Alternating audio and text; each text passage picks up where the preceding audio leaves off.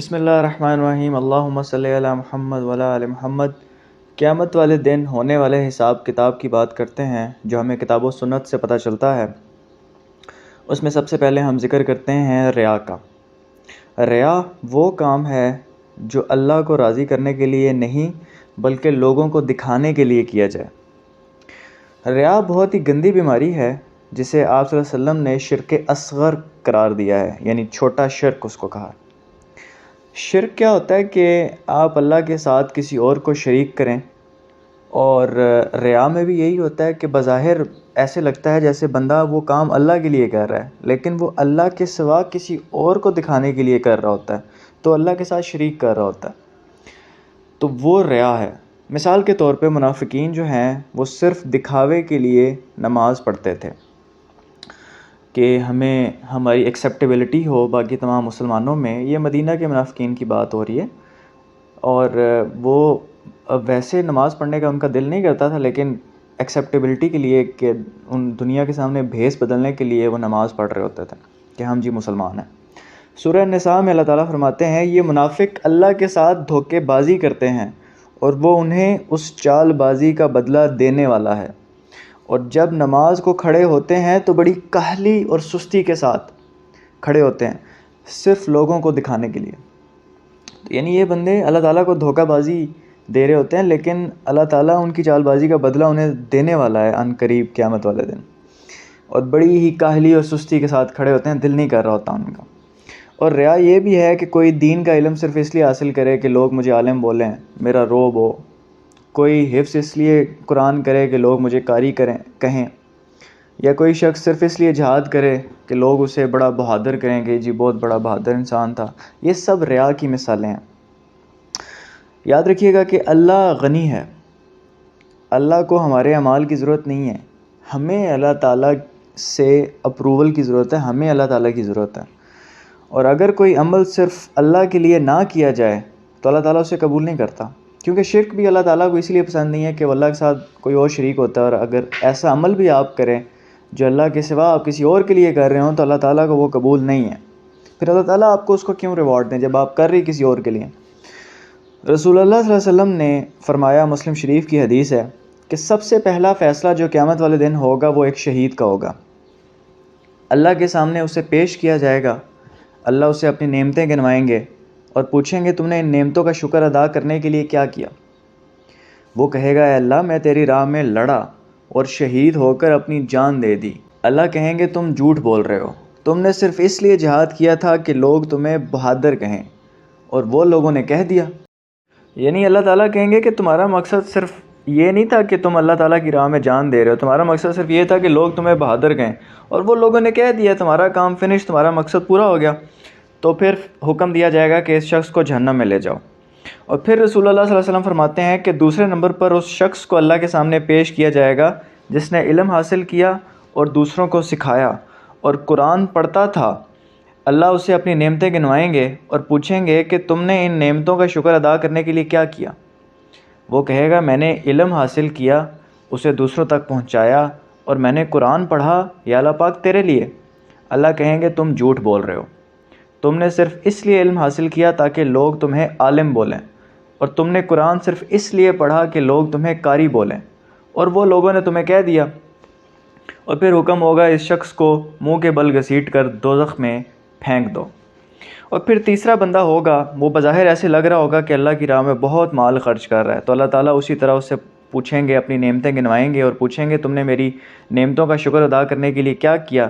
تو وہ کہے گا یا اللہ پاک میں نے جتنا بھی مال کمایا تھا اس میں نے تیری راہ میں خوب خرچ کیا۔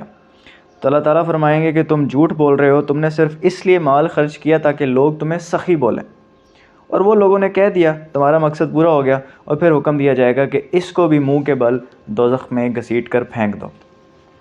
تو پیارے سامعین، ریا بہت ہی نازک معاملہ ہے، اور یہ اس لیے بھی پیچیدہ ہے کہ اس کا پتہ لگانا بڑا مشکل ہوتا ہے کہ پتہ نہیں بندے کے اندر ریا ہے بھی ہے کہ نہیں۔ وہ جو لائن ہے وہ بڑی بلر سی ہے، اس کا پتہ لگانا بہت ہی ٹرکی چیز ہے۔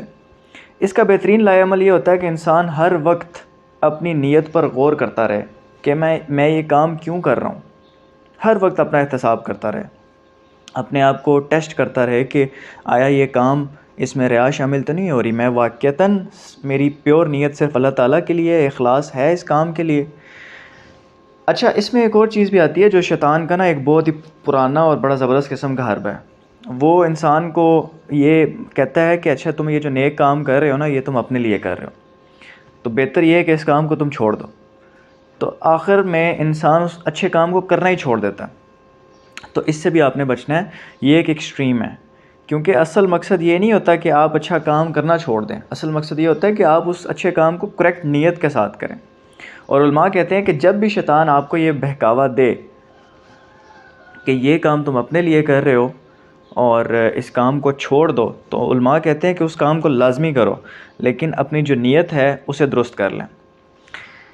اچھا، اب ہم ذکر کرتے ہیں ایک اور مثال کا، جدھر اللہ تعالیٰ جو ہیں وہ قیامت والے دن مومنین کا کچھ خیال رکھیں گے۔ بخاری شریف کی حدیث ہے، حضرت عبداللہ بن عمر کے پاس ایک بندہ آیا اور اس نے پوچھا کہ مجھے وہ بتائیں جو نبی پاک صلی اللہ علیہ وسلم نے آپ سے تنہائی میں کہا، کیونکہ تنہائی میں بھی بہت سی باتیں حضور اکرم صلی اللہ علیہ وسلم کرتے تھے اور پبلک میں بھی کیا کرتے تھے، کچھ ایک خاص سرکل میں صحابہ کے ساتھ کیا کرتے تھے، کچھ پبلکلی کیا کرتے تھے۔ حضرت عبداللہ بن عمر نے فرمایا کہ میں نے رسول اللہ صلی اللہ علیہ وسلم سے سنا کہ قیامت والے دن اللہ کی عدالت میں ایک شخص کو پیش کیا جائے گا اور اس کے لیے ایک پردہ لگوا دیا جائے گا۔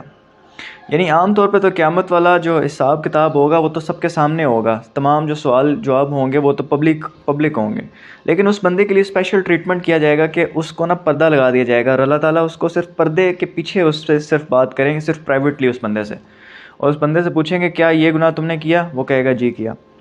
وہ گناہ بھی تم نے کیا؟ جی کیا۔ یہاں تک کہ تمام گناہوں کا وہ اقرار کر لے گا اور پھر سمجھے گا کہ میں تو تباہ ہو گیا، کیونکہ اتنی لمبی چوڑی لسٹ اللہ تعالیٰ نے پوچھ لیا، یہ بھی گناہ کیا وہ بھی کیا، تو وہ تو اس کو تو کوئی امید نظر نہیں آ رہی ہوگی۔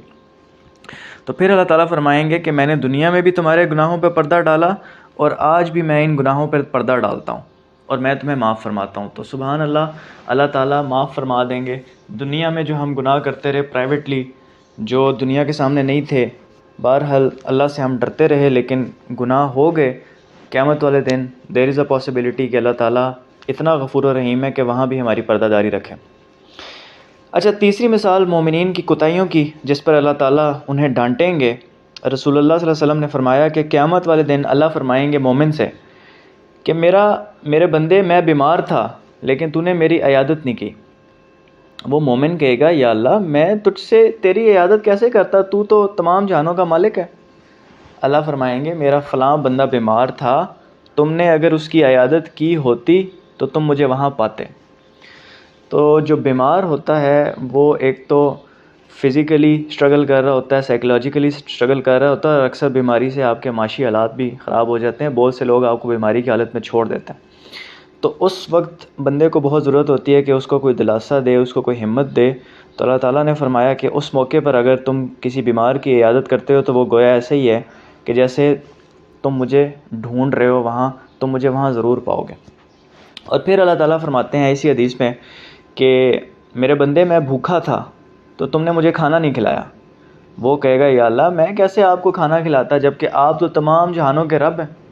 اللہ فرمائیں گے میرا فلاں بندہ بھوکا تھا لیکن تم نے اسے کھانا نہیں کھلایا، اگر تم اسے کھانا کھلاتے تو مجھے وہاں پاتے۔ یعنی اللہ تعالیٰ سبحان اللہ اپنی مخلوق کا بھوکا ہونے کو کتنا سیریس میٹر بتا رہے ہیں کہ وہ اتنا سیریس میٹر ہے کہ گویا تم اللہ کو کھانا کھلا رہے ہو۔ اور یہ صرف مثال سمجھانے کے لیے، اللہ کو تو کھانے پینے کی ضرورت نہیں ہے، صرف سمجھانے کے لیے کہ آپ اللہ کو ایسے کام کرنے سے آپ اللہ تعالیٰ کی ذات کو پاتے ہو، اللہ تعالیٰ کے قریب ہوتے ہو۔ اچھا، اب ہم ذکر کرتے ہیں کہ اعمال نامے جو ہیں ان کی تقسیم کیسے ہوگی۔ تو جو کتاب کی شکل میں تمام لوگوں کے اعمال نامے ہوں گے، تو سب لوگوں کے اعمال نامے ایک اونچی جگہ سے پھینکے جائیں گے، اور یہ وہ لمحہ ہوگا جس کے بارے میں آپ صلی اللہ علیہ وسلم فرماتے ہیں کہ لوگوں کے بال سفید ہو جائیں گے۔ یعنی ایک یہ فیصلہ کن گھڑی ہوگی، اور یہاں فگریٹو سپیچ استعمال کی گئی ہے کہ لوگوں کے بال سفید ہو جائیں گے اس خوف کی وجہ سے۔ کیونکہ اگر تو اعمال نامہ آپ کے دائیں ہاتھ میں دے دیا گیا تو وہ خوشخبری ہوگی، لیکن اگر اعمال نامہ آپ کے دائیں ہاتھ میں دے دیا گیا تو وہ بدبختی کی نشانی ہوگی۔ تو اس لیے وہ جو مومنٹ پہ وہ اوپر سے اعمال نامے گر رہے ہوں گے تو انسان اتنا خوف اور ہراس ہوگا کہ یہ میرا فیصلہ کن گھڑی ہے، اس پہ میرا فیوچر ڈیسائیڈ ہونا ہے، ہمیشہ کی زندگی میری ڈیسائیڈ ہونا ہے، تو انسان کے بال وہاں سفید ہو جائیں گے۔ اللہ تعالیٰ سورہ الحاقہ میں فرماتے ہیں، پھر جس کسی کو اس کا اعمال نامہ اس کے دائیں ہاتھ میں دیا جائے گا، وہ کہے گا کہ لو میرا اعمال نامہ پڑھو۔ وہ ہر ایک کو دکھاتا پھرے گا کہ یہ میرا اعمال نامہ ہے، اس کو پڑھو۔ میں پہلے ہی سمجھتا تھا کہ مجھے اپنے حساب کا سامنا کرنا ہوگا، یعنی وہ پہلے سے ہی تیاری کر رہا تھا کہ ایک دن میں نے حساب کتاب دینا ہے، تو اپنی زندگی اس حساب سے گزار رہا تھا۔ چنانچہ وہ من پسند عیش میں ہوگا، اس اونچی جنت میں جس کے پھل جھکے پڑے ہوں گے۔ کہا جائے گا اپنے اعمال کے صلے میں مزے سے کھاؤ پیو جو تم نے گزرے ہوئے دنوں میں کیے تھے۔ یہاں غور کریں کہ اللہ تعالیٰ فرما رہے ہیں کہ مزے سے کھاؤ پیو۔ قیامت کا دن، اس دن شدید ترین آپ کو پیاس لگ رہی ہوگی، شدید ترین آپ کو بھوک لگ رہی ہوگی، کیونکہ 50,000 سال کا وہ ڈیوریشن ہوگا، اتنا لمبا آپ کو وہاں قیام کرنا پڑے گا۔ تو اس ٹائم آپ کو جب کھانے کے لیے کہا جائے گا تو اس کا مزہ ہی رہتا ہوگا، اور اس کی اندازہ آپ لگا سکتے ہو کہ کسی موقع پر آپ کو بہت زیادہ بھوک لگی ہو اور پھر آپ کو کھانا کھلایا جائے تو آپ کو کتنی خوشی ہوتی ہے، اور اس کا مزہ بھی دوبالا ہوتا ہے۔ تو اللہ تعالیٰ فرمائیں گے کہ مزے سے کھاؤ پیو جو تم نے اس اعمال کے صلے میں جو تم نے گزرے ہوئے دنوں میں کیے ہیں۔ اچھا، جنہیں بائیں ہاتھ میں اعمال نامہ دیا جائے گا ان کا کیا ہوگا؟ اللہ تعالیٰ فرماتے ہیں کہ وہ شخص جس کا اعمال نامہ اس کے بائیں ہاتھ میں دیا جائے گا تو وہ کہے گا اے کاش مجھے میرا اعمال نامہ دیا ہی نہ جاتا اور میں جانتا ہی نہ کہ میرا حساب کیا ہے۔ اے کاش کہ میری موت ہی میرا کام تمام کر دیتی۔ یہ بندہ جو دنیا میں اپنی زندگی سے اتنا پیار کرتا تھا، اتنے بڑے بڑے اس کے ایمبیشنز تھے، دنیا میں اتنا مگن تھا، آج کہہ رہا ہے کہ کاش میں ایگزسٹ ہی نہ کرتا، کاش میری زندگی ہی ہوتی ہی نہ۔ اور پھر وہ بندہ کہے گا میرا مال میرے کچھ کام نہ آیا، میرا سارا زور طاقت بھی مجھ سے چھن گئی۔ یعنی منی اور پاور انسان کیوں حاصل کرتا ہے؟ ساری زندگی انسان نے اتنا پیسہ کمایا کہ پیسے کی صرف یہ کام ہوتا ہے نا کہ پیسے سے جو بھی چیز آپ خرید لیتے ہیں، جو فروٹ آپ کو پسند ہے، کھانا آپ کو پسند ہے، جو لباس آپ کو پسند ہے، جو چیز آپ کو پسند ہے آپ اس کو لے لو۔ پیسے کا مقصد یہ ہوتا ہے۔ تو ساری زندگی کمائی، لیکن آج کے دن قیامت والے دن تو وہ پیسہ کام ہی نہیں آ رہا۔ اسی لیے آپ طاقت جو ہوتی ہے، پاور جو حاصل کرتے ہو، اس کا بھی کام یہی ہوتا ہے کہ آپ انفلوئنس حاصل کرو اور اپنے کام کرواؤ۔ اس کی انگریزی میں ڈیفینیشن ہے کہ پاور یہ ہوتی ہے کہ آپ کے پاس کسی کے نہ چاہتے ہوئے بھی اس کام کو کرانے کی طاقت ہو۔ تو جس طاقت کے لیے آپ نے اتنے بندے مارے، اتنے دھوکے دیے، آج یہ عالم ہے کہ آپ کے اپنے جسم پر بھی اپنا زور نہیں چل رہا، آپ کے اپنے ہاتھ، آنکھیں، زبان آپ کے خلاف گواہی دے رہے ہوں گے۔ تو یہ چیز ہمیں سوچنی چاہیے کہ ہم منی اور پاور کے پیچھے اپنی ساری توانائیاں لگا رہے ہیں، جو کہ صرف اس دنیا میں اس کا اینڈ ہو جائے گا، قیامت والے دن وہ کسی کام کی نہیں آئے گی۔ ہمیں وہ انویسٹمنٹ کرنی چاہیے، وہ راہ اختیار کرنی چاہیے جو ہمیں آخرت میں کام آئے۔ اور اگر ہم پیسہ کمائیں تو اللہ کے لیے ہمیں کمانا چاہیے، اور اگر پاور حاصل کریں تو وہ بھی اللہ کے لیے پاور حاصل کرنی چاہیے۔ اچھا، مخلوق کے آپس میں معاملات کیسے طے پائیں گے؟ یعنی کسی کا دعویٰ دوسرے پہ ہوگا کہ اس نے میرا فلاں کام بگاڑا، اس نے میرے پہ ظلم کیا، تو ان کے آپس میں معاملات کیسے طے پائیں گے؟ ان کی سیٹلمنٹ کیسے ہوگی؟ القصاص۔ اچھا، آپ نے بہت سے لوگوں سے سنا ہوگا کہ اتنا ظلم ہے دنیا میں، بیماریاں ہیں، قحط ہے، تو خدا کدھر ہے؟ انہیں یہ نہیں پتا کہ یہ امتحان کی جگہ ہے۔ آخرت میں سارے کھاتے کلیئر ہونے ہیں، اس دنیا میں سارے کھاتے کلیئر نہیں ہوں گے۔ یہاں تو انفنشڈ بزنسز رہ جائیں گے، لیکن آخرت میں ایسا حساب کتاب ہو جائے گا کہ جانوروں کے بھی ایون تنازعات، معاملات طے پا جائیں گے۔ اور وہ حدیث ہم پہلے اس کا ذکر کر چکے ہیں کہ جس بکری کے سینگ ہوں گے اس سے بھی احتساب ہوگا کہ جس بکری کے سینگ نہیں تھے تو اس نے اگر اس کو مارا ہوگا تو اس کا بھی معاملہ سیٹل ہو جائے گا۔ تو انسانوں کے تو معاملات جو ہیں وہ اس میں سیٹل ہونے میں تو کوئی شک ہی نہیں ہے۔ انسانوں کے دعوے کیسے حل ہوں گے؟ بخاری شریف کی حدیث ہے، رسول اللہ صلی اللہ علیہ وسلم نے فرمایا کہ جس کسی نے بھی کسی اور کو نقصان پہنچایا ہوگا، اس کی عزت یا کسی اور طریقے سے، سبحان اللہ، عزت توقیر کا بھی حساب ہوگا کہ آپ نے اگر کسی کی عزت نفس کو یا کسی پر الزام جھوٹا لگایا ہے تو قیامت والے دن اس کا بھی حساب ہوگا۔ تو آپ صلی اللہ علیہ وسلم فرما رہے ہیں کہ جس کسی نے دوسرے کو نقصان پہنچایا ہوگا، اس کی عزت کو یا کسی اور طریقے سے، تو اسے چاہیے کہ وہ اس بندے سے اس دنیا میں ہی بھیک مانگ لے کہ مجھے معاف کر دو، اس سے پہلے کہ قیامت کا دن شروع ہو جائے۔ کیوں؟ رسول اللہ صلی اللہ علیہ وسلم فرماتے ہیں کہ کیونکہ قیامت والے دن آپ کا مال آپ کے کام نہیں آئے گا اس بندے کو نقصان پورا کرنے کے لیے یا جو ظلم آپ نے کیا ہوگا، بلکہ طریقہ کار کیا ہوگا کہ آپ کی نیکیاں اس بندے کو دی جائیں گی جس پر آپ نے ظلم کیا ہوگا۔ اور اگر آپ کے پاس نیکیاں ختم ہو گئی تو اس بندے کے گناہ آپ کے حصے میں ڈال دیے جائیں گے۔ تو یہ قیامت والے دن جو پروسیجر ہوگا کہ اس دن مال وغیرہ تو کام نہیں آئے گا، تو نیکیاں اور جو گناہ ہیں وہ ایک دوسرے کے کھاتے میں ڈال کے حساب کتاب ہوگا.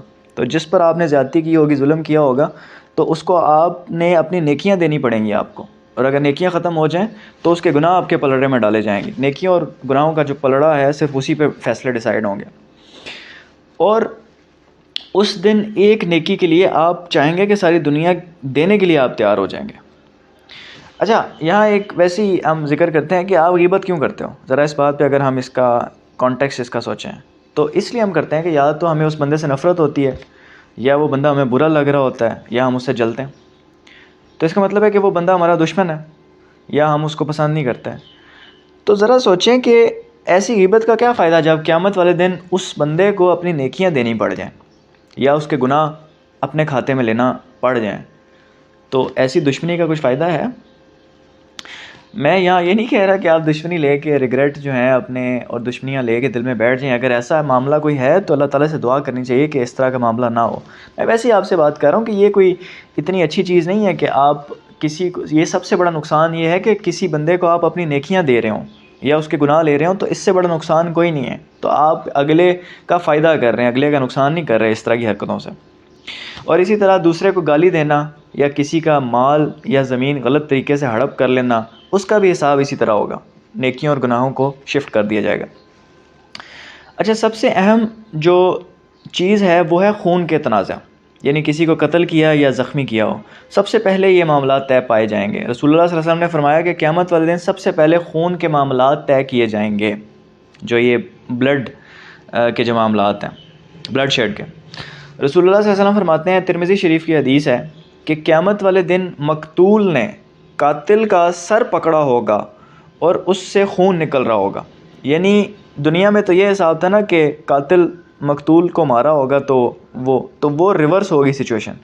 اب مقتول نے قاتل کا سر پکڑا ہوگا اور اس کے جو سر ہے اس سے خون نکل رہا ہوگا، اور اس کو اللہ تعالیٰ کے سامنے پیش کرے گا اور اللہ تعالیٰ سے کہے گا کہ اے اللہ اس سے پوچھیں کہ اس نے مجھے قتل کیوں کیا.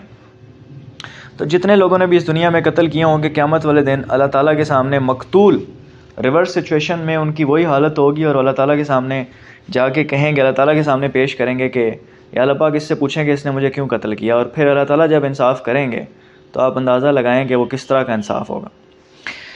تو پھر رسول اللہ صلی اللہ علیہ وسلم ہمیں ایک اور حدیث میں بتاتے ہیں کہ دیوالیہ کون ہے. یعنی آپ صلی اللہ علیہ وسلم نے صحابہ سے پوچھا کہ یہ بتاؤ کہ دیوالیہ کون ہے.